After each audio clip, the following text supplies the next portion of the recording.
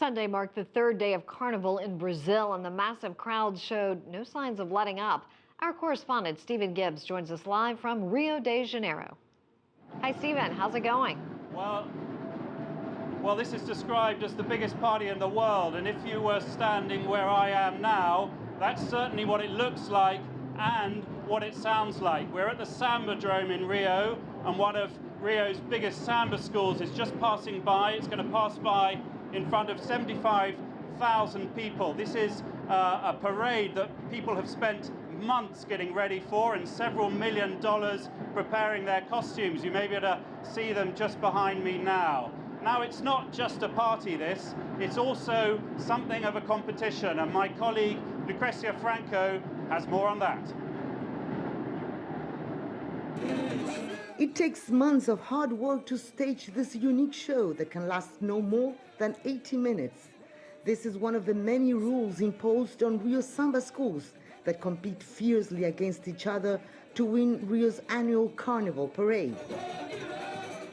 Just like a sports club, each school represents a neighborhood and has its own flag, distinctive colors, and fans. They are huge, with some 4,000 participants each, dancing in sections according to their role. It is serious business. I need to go. The samba school is coming in. But yes, it works with kindness, discipline, and order. Here at the Sambódromo, the Samba Stadium's dancers are excited and nervous. They all want to win the favor of the judges that rate Samba schools in 10 categories, such as the theme or the plot, the costumes, and originality. Some elements stand out, like the impressive floats, moving works of art that are used to narrate a story. Visual impact is a must.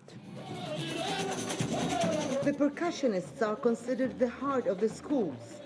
They have to keep the samba rhythm and the beat during the whole parade, lending energy and life to the dancers. The famous baianas, elderly women that represent Rio's Carnival African roots, are a mandatory element. Some are in their 80s and have been parading for years. Baianas need to have life experience, need to love this and to be determined. Official results of this fantasy world competition will be announced this week. Samba schools can rise or fall on the judges' score. But next year they will be back to perform, if possible, an even more stunning parade. Lucrecia Franco, CCTV, Rio de Janeiro. Well, as you can probably see behind me, that competition is in full swing. We're seeing the second samba school tonight going past me. There are going to be 4 more, and we got 2 more days of this. So this is the biggest event in the Rio calendar, although of course this year there are plenty of other things going on with the World Cup coming up. That's right. Stephen, tell us, how does this all culminate on what in New Orleans, Louisiana, is called Fat Tuesday?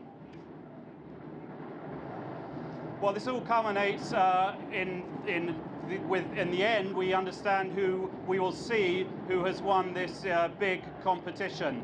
And I should say it's been something of an organizational triumph. I mean, for the last several months, we've been talking about Brazil and particularly the World Cup and asking whether they can pull off a major event like that. Well, look at this. You've got 2 million people here. You've got 75,000 people in this particular Sambadrome. You've got a queue to the right of me of several thousand people in heavy costumes. And it's this sort of event that Brazil says it can pull off. And because it can pull it off, it reckons it can pull off both the World Cup and the Olympics.